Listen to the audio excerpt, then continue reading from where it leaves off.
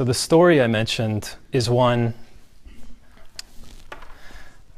that's probably familiar to, in some respects, it's probably familiar also to everyone here. Since I was a young boy, I always loved the stories of King Arthur and the Holy Grail. Always fascinated me. I've read many, many books on the subject. And there's a particular story in the Grail cycle that really came to mind in thinking about this question about what nourishes us. And if you know the stories well, then you'll be familiar with the story of the Fisher King. Good. So there are many different versions in the different German, French, and English versions of these Grail legends, but in all of them, there is something essential that happens with the Fisher King, and that is the Fisher King is the keeper of the Grail. So presumably that's a living exemplar of God's power on earth, the power to heal. And so the Fisher King, as keeper of the Grail, nonetheless, he's flawed. And he bears a wound that is expressive of his flaw. He's done something earlier in his life that he missed a critical opportunity, or he did something where circumstance came back and bit him. And there are many interpretations of what his wound was. Some people say it was a genital wound that made him sterile. And as a result, his land is barren. It's a wasteland. So his kingdom suffers as long as he's wounded. So just kind of feel that for a second. The wounded king. And as I mentioned, the wounded king is also the keeper of the Grail.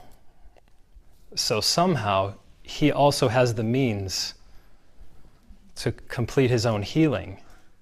But there's an intermediate step, and it seems to throw the whole thing off. And that is this. The only way that the Fisher King can be healed is if he's asked the healing question. So the healing question is very important in the process of understanding what nourishes you and me. What is your healing question? So as I mentioned before, questions have a way of opening doors to the unknown lands that either we haven't seen or we have prevented ourselves from seeing. So in this Grail story, there are different versions of the healing question, and some of them, and they're all very esoteric actually. I mean, the one of them is, whom does the Grail serve?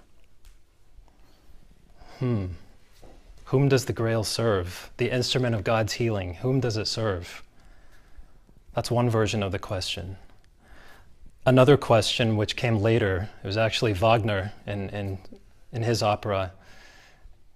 He just said, who is the Grail? Who is the Grail? But in the version that I like best, it goes like this. The Fisher King is in his hall, he's wounded, he's in pain, he's feeling all alone and isolated, because in all the time that all of these different errant knights have come to visit him, to help him and to find the Grail and to complete their quest and to heal him, no one has asked the healing question. Why haven't they asked the healing question? Well, in part, it's because they were trained not to ask impolite questions. They were trained to come and be good guests, to sit and be amiable, to be friendly. But no one asked him the healing question. Until one day a fool wanders into the hall. And he just walks in. He doesn't know what's happening. It's a big room. He sees a man at the end. He walks up to him and he just looks at him. And he says, "What ails you, friend?" What ails you, friend? And then he says, and you look thirsty. May I give you a drink? And the Fisher King says, oh yes, please, I'm very thirsty, please give me a drink. And the fool just reaches down beside his chair and gives him a cup with water. And it's one of those moments. Behold, it is the Holy Grail. And the king drinks from it. And his healing can begin, at least.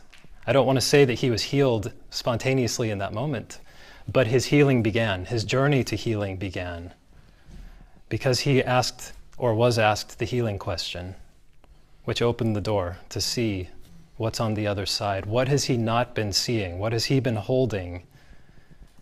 How has he been rigid or inflexible? How has he ignored the signals of his life and his body? So, with that story, I just want to get into a few of these other themes around connection and nourishment.